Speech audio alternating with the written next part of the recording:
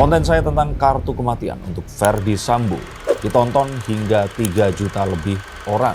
Dan itu merupakan sebuah ramalan bagaimana Ferdy Sambo tidak mungkin dihukum mati. Betul kartu kematian, tapi kartu kematian itu malah akan muncul jika Ferdy Sambo dihukum mati. Kartu kematian untuk siapa? Untuk orang-orang yang akan dibongkar dosa-dosanya. Mungkin tidak secara langsung, tetapi jika ternyata hukuman mati tersebut tetap dijatuhkan.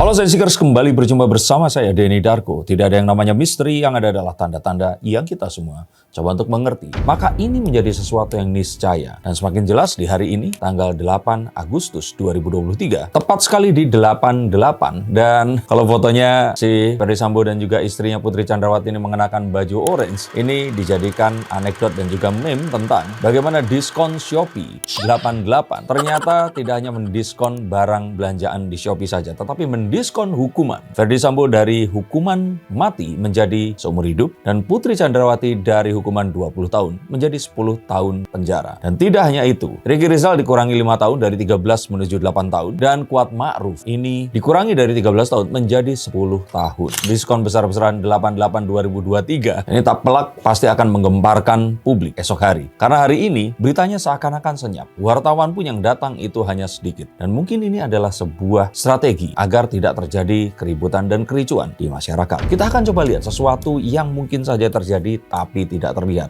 Dan kita akan lihat dari kartu pertama saya, The Two of Coin. Gambar seseorang yang melemparkan koin seakan-akan sedang berakrobat. Ini menunjukkan bahwa ini terjadi lagi dan terjadi lagi. Sesuatu yang berulang kali dan kita sudah duga outcomes-nya akan seperti ini. Sudah saya ramalkan karena Ferdy Sambo ini pada jabatannya yang terakhir itu memegang rapor semua anggota kepolisian di seluruh Indonesia. Yang artinya jika dia mau, maka kotak Pandora yang mungkin saja tidak hanya berjumlah 1, ini akan bisa terbuka. Dan dugaan saya jika itu dibuka, maka hal-hal yang mungkin akan menjadi kericuan, keributan di mana-mana itu sudah pasti tidak akan dihindarkan lagi. Maka untuk menghindari kotak Pandora tersebut dibuka, maka perlu dilakukan mungkin saja di sini kompromi-kompromi. Mungkin dugaannya karena aneh sekali. Saya mungkin bukan pakar hukum, tapi jelas di sini divonis hukuman mati, terus kemudian banding dan ditolak bandingnya yang otomatis dikuatkan lagi. Nah, terus kemudian kasasi sebenarnya ini pun ditolak, tapi anehnya dilakukan sebuah apa yang dikatakan sebagai putusan dengan perbaikan. Untuk kalian semua yang belajar hukum, coba tuliskan di bawah sini.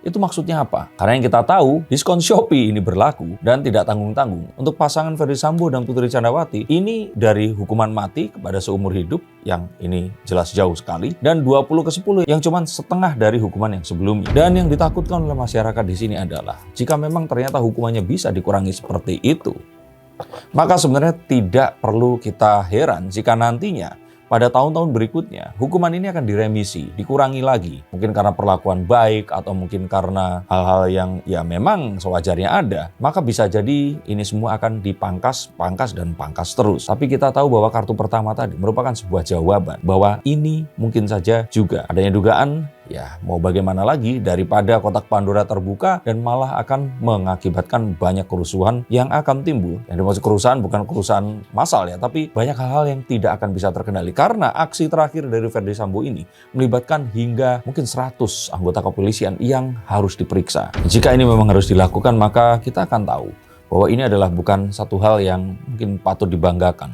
Tetapi mungkin ini adalah sebuah hal yang harus dilakukan. Strategi yang mungkin harus ditempuh agar tidak terjadi hal-hal yang lebih tidak diinginkan lagi. Tapi disinilah letak dilemanya. Dan juga sudah seperti ini, mungkin buah si malakama adalah sebuah ungkapan yang tepat untuk kasus yang terjadi ini. Yang sebenarnya mungkin saja banyak orang yang sudah menduga akan berakhir seperti ini. Yang kalaupun ini terjadi, saya pikir ya sudah. Marilah kita segera move on kan diri kita dan menuju ke hal-hal yang berikutnya lagi, karena hal seperti ini sudah tidak akan mungkin bisa dianulir lagi. Sesuatu yang sudah saya lihat dari jauh hari, mungkin kalian semua juga melihat, sulit untuk membuktikan sampai hari ini terjadi. Dan mungkin saja jika kita ditempatkan di posisi orang-orang yang akhirnya harus memutuskan seperti ini, mungkin saja kita akan melakukan hal yang sama juga. Bener nggak sih? Coba tulis komentar kalian di bawah sini. Dan jika memang ketakutan itu ada, maka sangat mungkin jika nantinya mereka ini akan bisa saja bebas kurang dari 5 tahun dari sekarang. Saat orang-orang sudah lupa tentang ini semua, pengumumannya juga akan senyap seperti sekarang. Tidak terjadi huru-hara yang besar dan tiba-tiba saja ya mereka sudah ada di sekitar kita. Apakah adil atau tidak bukan tugas saya yang menentukan. Tetapi jelas di sini bahwa kekuatan itu ternyata memegang kekuasaan. Dan ini kalau kalian berpikir terjadi hanya di negara Konoha dengan semua yang terjadi ini seperti terjadi di negara Wakanda, tidak.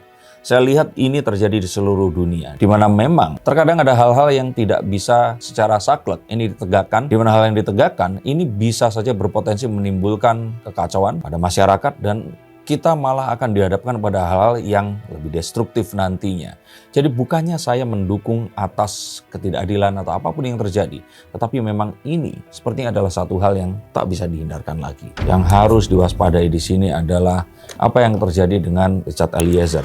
Ini harus tetap dilindungi karena banyak hal yang akan mungkin saja bisa terjadi pasca putusan ini. Dan jika hukum dunia ini tidak berlaku, mungkin kita hanya bisa menanti sampai karma akan terjadi. Tapi begitulah dan mau bagaimana lagi. Coba tuliskan kalau kalian menjadi Richard Eliezer, apa yang akan kalian lakukan nanti. Tapi yang pasti di sini kita melihat adanya sebuah komposisi yang sebenarnya jika ingin ini semua bisa terbongkar, bisa terlihat dengan jelas, maka kita akan bisa mencari informasinya kepada dua orang yang ikut diringankan juga, yaitu Ricky Rizal dan Kuat Ma'ruf. Karena mereka berdualah yang sebenarnya juga mengetahui rahasianya, tetapi masih memungkinkan untuk bisa dikorek. Tapi ada juga orang yang berpendapat bahwa ya mungkin orang-orang seperti di militer atau di kepolisian, ada dugaan ya di sini, ini tidak akan berlaku hukum-hukum seperti ini tadi. Masyarakat ini seakan-akan sudah menduga dan berapriori bahwa hukum sipil ini tidak akan bisa bekerja kepada mereka. Dan satu-satunya penegakan hukum ya harus dilakukan oleh mereka sendiri. Mungkin seseorang yang bukan dari kelompok mereka. Saingan yang sangat mungkin ini bisa terjadi nanti. Tapi kita akan tahu bahwa hal ini tidak hanya berpotensi membuka kotak Pandora yang melibatkan yaitu tadi rapor polisi-polisi di seluruh Nusantara. Tapi juga ditakutkan di sini adalah diduga orang-orang yang berpengaruh. Diduga pejabat-pejabat yang ada di luar sana yang mungkin menyimpan rahasia besar yang tidak ingin diketahui. Dan juga pengusaha-pengusaha yang mungkin saja diketahui dosa-dosanya oleh Pak Sambo ini tadi. Maka tidak ada lagi yang bisa kita katakan selain kita doakan semoga kebenaran, keadilan akan tegak pada akhirnya. Dan siapapun yang bersalah akan mendapatkan karma dan hukuman yang setimpal atas perbuatannya. Bagaimana menurut pendapat kalian? Apakah kalian heran atau ya menganggap ini biasa-biasa saja? Dan akankah keluarga dari Brigadir Joshua